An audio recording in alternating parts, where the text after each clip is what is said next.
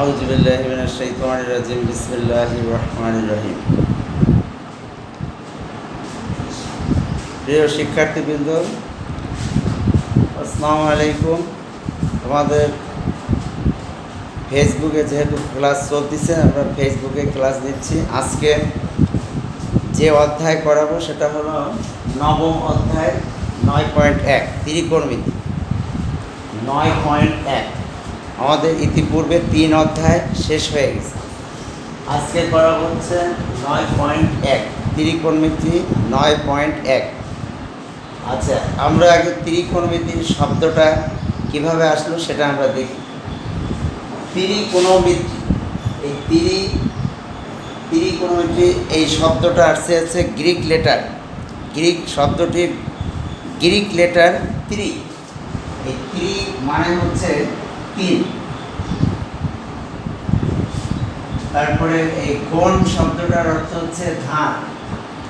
ধার মানে আমরা যেটাকে বাহু বলি সেটাই ধার বা বাহু। আর মেট্রন, মেট্রন শব্দটার মানে হচ্ছে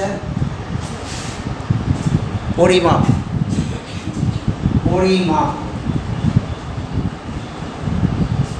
এই মেট্রন থেকেই মেট্রিক, ঠিক আছে। তাহলে ত্রিকোণমিতি শব্দটার মানে দাঁড়ায় হচ্ছে 3 ধারের পরিমাপ, 3টা ধার বা 3 বাহুর পরিমাপ বোঝায়, ঠিক আছে। এই 3টা ধারের পরিমাপ এই ত্রিকোণমিতি শব্দটার শাব্দিক মানে।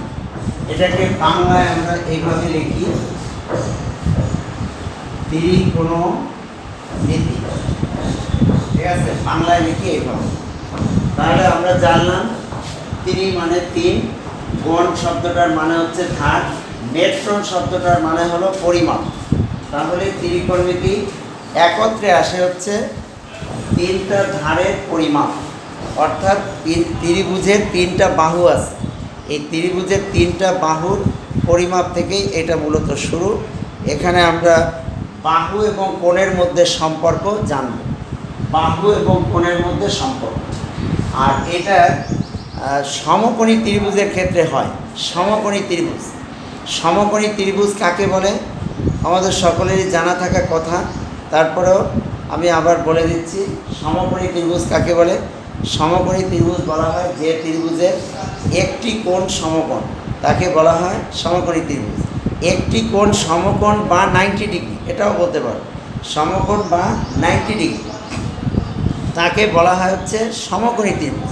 তাহলে এই সমকোণী ত্রিভুজের 3টা বাহু এবং 3টা কোণ আছে, এর মধ্যে সম্পর্ক স্থাপন করেই ত্রিকোণমিতির মেইনলি আলোচনা শুরু হয়। আমরা একটা সমকোণী ত্রিভুজ আঁকাই। এই এ বি সি, যার এই বি কোণটা হলো সমকোণ বা 90 ডিগ্রি, বি কোণটা হলো সমকোণ বা 90 ডিগ্রি। তাহলে এই সমকোণের বিপরীত বাহু এইটাকে নাম দেওয়া হবে অতিভুজ। এটার নাম কি? অতিভুজ, হাইপোটেনিয়াস ইংরেজিতে বলা হয়। আচ্ছা, যাই হোক, ইংরেজি নাম লাগবে না, তুমি এটার সমকোণের বিপরীত বাহু এটা হলো অতিভুজ, এইটাকে বলা হয়। এখানে আমরা যে থিটা কোণ দিই, এই কোণের বিপরীত বাহু এটাকে বলা হয় হচ্ছে লম্ব। এটাকে আমরা সাধারণত লম্ব বলে থাকি। এটার আরো একটা নাম আছে বিপরীত বাহু, আরেকটা নাম হলো বিপরীত বাহু, ঠিক আছে। আরেকটা বাহু হলো এইটা, এটাকে আমরা বলি হচ্ছে ভূমি। সাধারণত এটাকে আমরা ভূমি বলি, কিন্তু এটার আরো একটা নাম এখন তোমাকে জানতে হবে, সেটা হচ্ছে সন্নিহিত বাহু। সন্নিহিত বাহু, ওকে। তাহলে এই সমকোণী ত্রিভুজের 3টা বাহুর 3টা নাম পেলাম। একটা হচ্ছে সমকোণের বিপরীত বাহু, এটাকে বলা হবে অতিভুজ। ঠিক উলম্ব বরাবর যেটা আছে বা এই কোণের ভূমির সাথে যে কোণ আছে এই কোণের বিপরীত বাহু, এই জন্য এটাকে বলা হয় লম্ব বা বিপরীত বাহু, ক্লিয়ার। আর এইটা ভূমির সমান্তরালে যে বাহুটা আছে এইটাকে বলা হয় হচ্ছে ভূমি বা সন্নিহিত বাহু। এটা আমাদের মনে রাখতে হবে। এবার আমরা এই সম্পর্কিত কয়েকটা সূত্র এবার শিখব। ত্রিকোণমিতিক অনুপাত শিখব। ত্রিকোণমিতি এই অধ্যায়টাই তোমাদের কাছে একদম নতুন, তোমাদের ক্লাস 8 বা 7 বা নিচের কোনো ক্লাসে এগুলো ছিল না, এই জন্য তোমাকে এই জিনিসগুলো একটু ভালো করে জানতে হবে। আচ্ছা, এইবার আমরা এই ত্রিকোণমিতিক অনুপাতগুলোর নাম আগে জানবো। ত্রিকোণমিতিক অনুপাত আছে 6টা। ত্রিকোণমিতিক অনুপাত কয়টা? 6টা। ত্রিকোণমিতিক অনুপাত হলো 6টা। এই 6টা ত্রিকোণমিতিক অনুপাত কি কি সেটাই আমরা এখন জানবো। 6টা ত্রিকোণমিতিক অনুপাত। এক নাম্বার হলো সাইন। আর এই সাইনের পরে এখানে একটা কোণ হবে। এই কোণটা কোণ হবে? অতিভুজ এই সন্নিহিত বাহুর সাথে বা ভূমির সাথে যে কোণ উৎপন্ন করবে সেই কোণ এখানে নিতে হবে। সাইন থিটা ইকুয়াল টু হবে হলো লম্ব অবলিক, এই আরেকটা নাম হলো বিপরীত বাহু, ভাগ হচ্ছে অতিভুজ। এই ত্রিকোণমিতিক অনুপাত এটাকে কেন বলা হয়? এই সাইনকে ত্রিকোণমিতিক অনুপাত কেন বলা হবে? বলা হবে এই কারণে যে এইটা দুইটা বাহুর অনুপাত এখানে আসে, মানে ভাগফল আসে। অনুপাত বলতে আমরা বুঝি দুইটা বাহুর ভাগফল আসতে হবে। তাহলে এইখানে লম্ব বাই অতিভুজ এই দুইটা বাহুর ভাগফল আকার এখানে আসছে, এইটা সমান হচ্ছে সাইন থিটা বলতেছে। এই কারণে এইটাকে বলা হবে হচ্ছে ত্রিকোণমিতিক অনুপাত। এই সাইনের পুরো নাম আমি এই পাশে লিখে দিচ্ছি। সাইনের পুরো নাম হলো এইভাবে SINE, কিন্তু আমরা সংক্ষেপে এটাকে বলি সাইন। মূলত SIN এই শব্দটা কিন্তু সিন হয়ে যায় উচ্চারণ, কিন্তু এই থাকার কারণে উচ্চারণটা হবে সাইন। ওকে, এটার উচ্চারণ হবে সাইন, মনে রাখতে হবে। এটাকে সিন করলে হবে না, এটাকে পড়তে হবে সাইন। আর শুধু সিন এর একটা মানে আছে, যাই হোক সেই মানের দিকে আমরা যাচ্ছি না। আচ্ছা, নাম্বার দুই হলো কস থিটা। এইটা ত্রিকোণমিতিক অনুপাতের দ্বিতীয়টা। আমি বলছি ত্রিকোণমিতিক অনুপাত আছে 6টা, তার দ্বিতীয়টা হলো কস থিটা। এই কস থিটা এটা সমান হবে ভূমি বাই ভূমির আরেক নাম আছে সন্নিহিত বাহু, বাই হলো অতিভুজ। এইটার পুরো নাম কোসাইন, এইটার পুরো নাম হলো কোসাইন। সংক্ষেপে বলতে হবে কস। ঠিক আছে, এই কস থিটা সমান হলো ভূমি বাই অতিভুজ অথবা সন্নিহিত বাহু বাই অতিভুজ। নাম্বার 3 ট্যান থিটা, এটা আরেকটা ত্রিকোণমিতিক অনুপাত। ট্যান থিটা এটা সমান হলো লম্ব বাই ভূমি। এর দুইটারই আবার অন্য নাম আছে, নাম কি? বিপরীত বাহু। বাই হলো সন্নিহিত বাহু। এই ট্যানের পূর্ণ নাম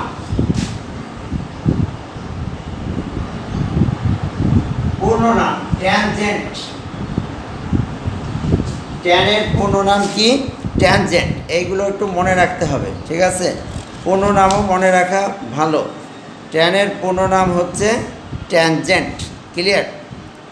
আচ্ছা, এবার আসে হচ্ছে এর বাকি যে 3টা আছে, মোট 6টা, বাকি 3টা হলো এর বিপরীত। আমরা দেখি বিপরীতগুলো কি হয়।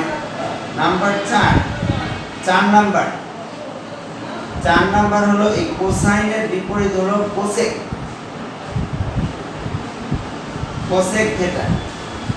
কোসেক থিটা সমান হবে অতিভুজ উপরে আসবে, অতিভুজ উপরে, নিচে আসবে হচ্ছে লম্ব।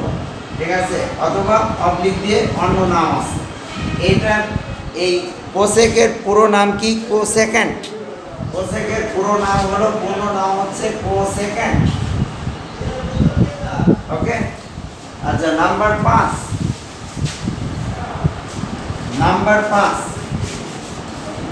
5 নাম্বার হলো এই কজের উল্টা সেকেন্ড। আমরা সংক্ষেপে বলবো হচ্ছে সেক থিটা ইকুয়াল টু হলো ভূমি বাই অতিভুজ। ভূমির অপর নাম আছে। এটার পূর্ণ রূপ কি? এটার পূর্ণ রূপ হলো সেকেন্ড।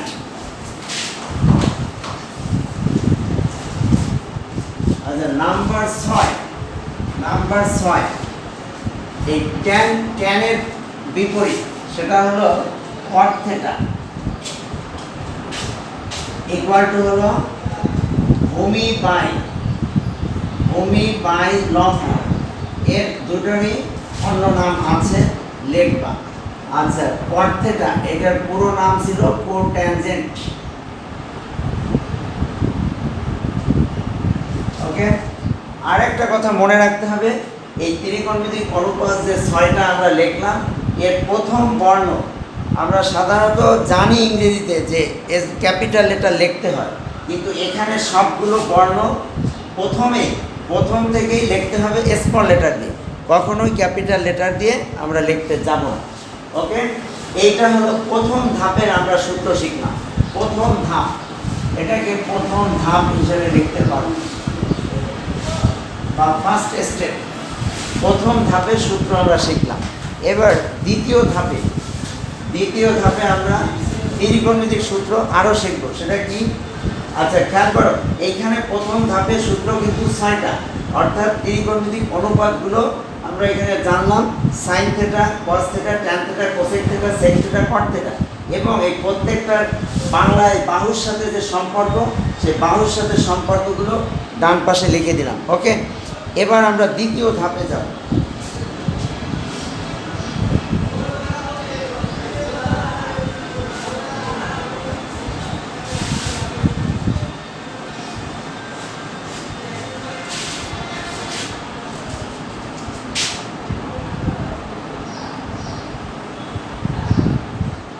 আচ্ছা, দ্বিতীয় ধাপের সূত্র হচ্ছে এই ত্রিকোণমিতিক অনুপাত 6টার আবার নিজেদের মধ্যে একটা সম্পর্ক আছে, বাহুর সাথে না, নিজেদের সাথে একটা সম্পর্ক, সেটা এবার আমরা দেখতে চাচ্ছি।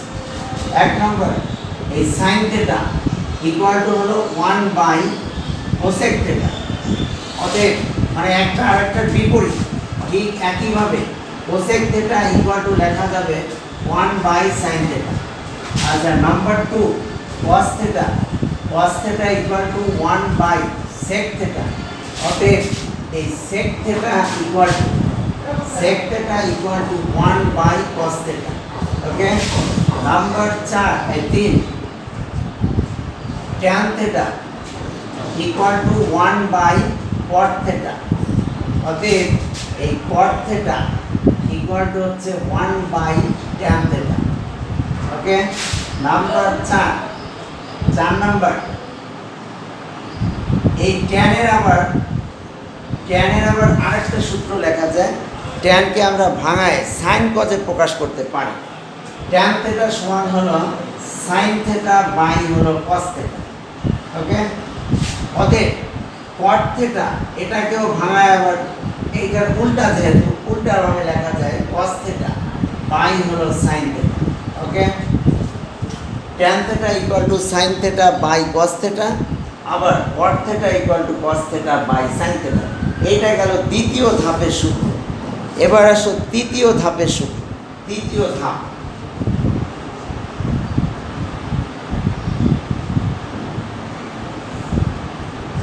তৃতীয় ধাপের 1 নম্বর সূত্র। তৃতীয় ধাপের 1 নম্বর সূত্র। 1 নম্বর সূত্র কি? Sine square theta plus cos square theta equal to হচ্ছে 1। এর আবার দুইটা অনুসিদ্ধান্ত আছে, সংক্ষেপে আমি অনুসি লিখলাম। এর আবার দুইটা অনুসিদ্ধান্ত আছে। অনুসিদ্ধান্ত 1, অনুসিদ্ধান্ত মূলত এই মূল সূত্র থেকেই লেখা হয়, এই জন্য এটাকে আমরা অনুসিদ্ধান্ত বলি। এটা থেকে আমরা বের করব শুধু সাইন স্কয়ার থিটা সমান কি লেখা যায়, cos স্কয়ারকে ডান পাশে নিয়ে যাব, তাহলে রেজাল্ট কি দাঁড়ায়? Sine square theta equal to 1 minus cos square theta. ঠিক একইভাবে number 2, cos square theta equal two লেখা যাবে 1 মাইনাস সাইন স্কয়ার থিটা। ওকে, এই দুটোকে আমরা অনুসিদ্ধান্ত হিসেবে বলি। মূলত মূল সূত্র এইটা মনে থাকলে এই দুটো বের করে নেওয়া সম্ভব। ঠিক আছে, এবার number 2 sec square theta equal to 1 plus tan square theta. Okay, এইটার আবার দুইটা অনুসি আছে, অনুসিদ্ধান্ত। নাম্বার 1, এই 1 একবার বাম পাশে নিয়ে আসবা, sec স্কয়ার থিটা মাইনাস 1, ডান পাশে থাকবে tan স্কয়ার থিটা। ওকে, নাম্বার 2, এবার আমরা tan স্কয়ার বাম পাশে আনবো, sec square theta minus tan square theta equal to হচ্ছে 1। ওকে, অনেকে এই সূত্রটাকে এইখানে মেইন সূত্র হিসেবে লেখে, কিন্তু আমি মূলত দেখতেছি এইটা প্রমাণ করতে গেলে এগুলো সূত্রের এইটাই মূলত প্রথমে আসে, সেই হিসাবে আমি এইটা প্রথমেই লিখি, এইটাকে অনুসিদ্ধান্ত হিসেবে লিখি। ক্লিয়ার? নাম্বার 3 নাম্বার সূত্র হলো cosec square theta equal two হলো 1 প্লাস cot স্কয়ার থিটা। অনুসিদ্ধান্ত 1, cosec স্কয়ার থিটা এইটার মতোই 1 একবার আমরা বাম পাশে আনলাম, হবে cot স্কয়ার থিটা। ঠিক একইভাবে 2 number cosec square theta minus cot square theta equal to হচ্ছে 1। এই সূত্র শেষ। মূলত এই কটা সূত্র ত্রিকোণমিতির 9.1 করতে গেলে আমাদের এই সূত্রগুলো কাজে লাগবে। 3টা ধাপে আমরা সূত্র লিখছি, এই তোমরাও 3টা ধাপে এইভাবে স্টেপ বাই স্টেপ সূত্রগুলো মুখস্থ করে ফেলবা। ওকে, এবার আমরা আসতেছি অঙ্কে। তোমরা 9.1 বের করো, প্রত্যেকে 9.1 বের করো। 9.1-এর প্রথমেই যে অঙ্ক করব সেটা হচ্ছে 6 নম্বরের অঙ্ক। 9.1-এর 6। অন্যান্য 2 থেকেই আমরা শুরু করব, 1 নম্বরে একটা অবজেক্টিভ আছে, কিন্তু আজকে প্রথমেই 6 নাম্বার থেকে শুরু করতে চাচ্ছি। 6-এর ক, খ, গ 3টা অঙ্ক আছে। আমরা 6-এর ক নাম্বার, অর্থাৎ ক নাম্বারে প্রমাণ আছে। এখানে প্রশ্নের দিকে তাকাও, প্রশ্নে বলা আছে প্রমাণ করো 6 থেকে 20 পর্যন্ত, সবগুলোই প্রমাণ। আমরা 6-এর ক নাম্বারের লেফট সাইড উঠালাম, লেফট সাইড থেকে আমরা প্রমাণ করে রাইট সাইডে যাব। ওকে,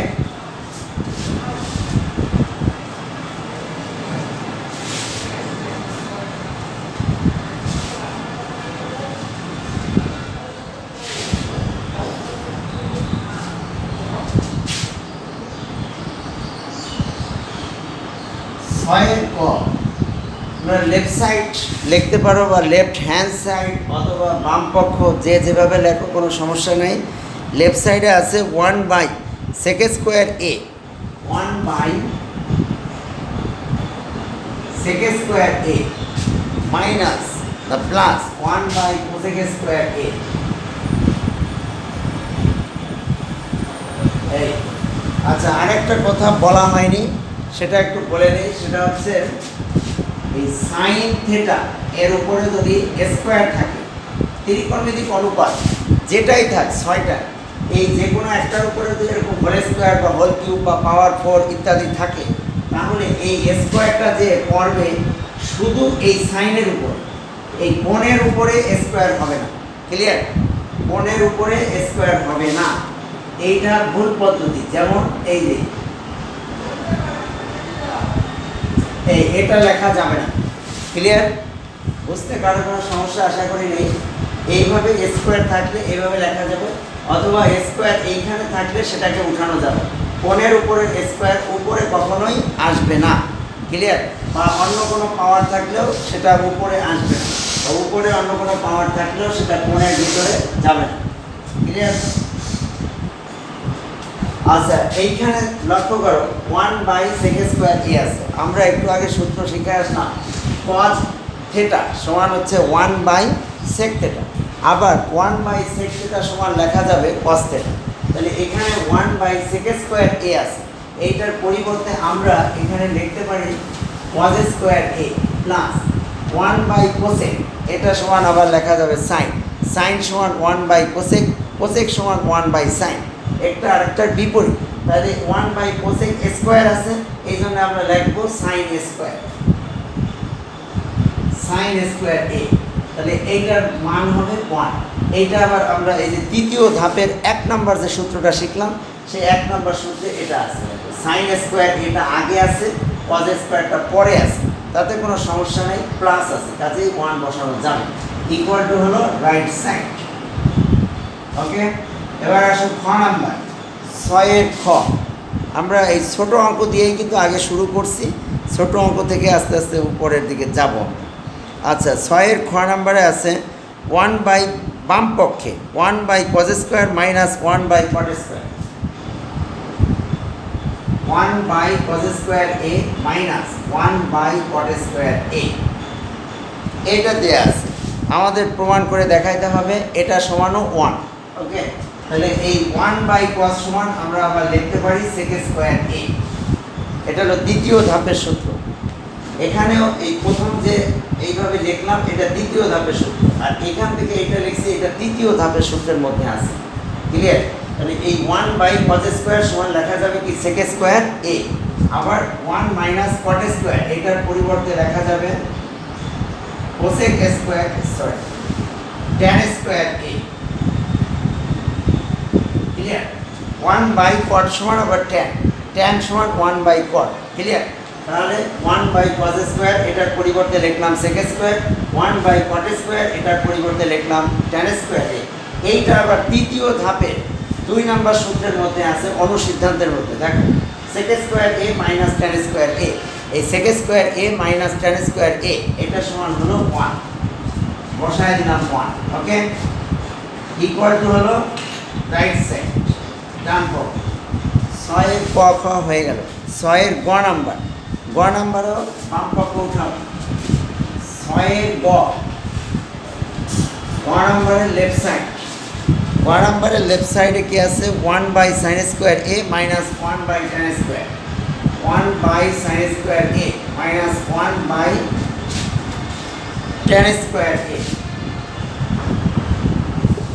ইকুয়াল। এখন এই 1/sin² সমান লেখা যায় cosec²। দ্বিতীয় ধাপের সূত্র cosec²a।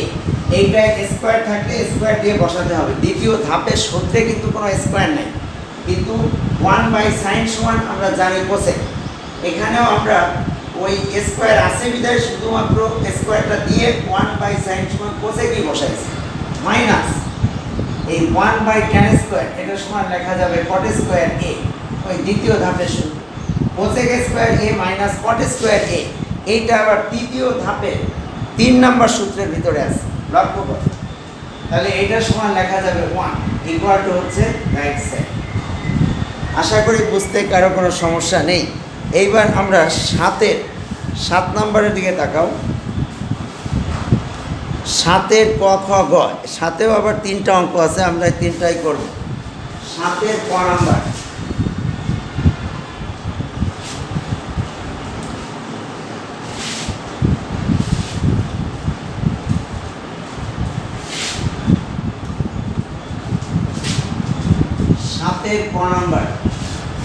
দেখো কি আছে? 7 এর ক নাম্বারে আছে sin a by cosec a। sin a by হলো cosec a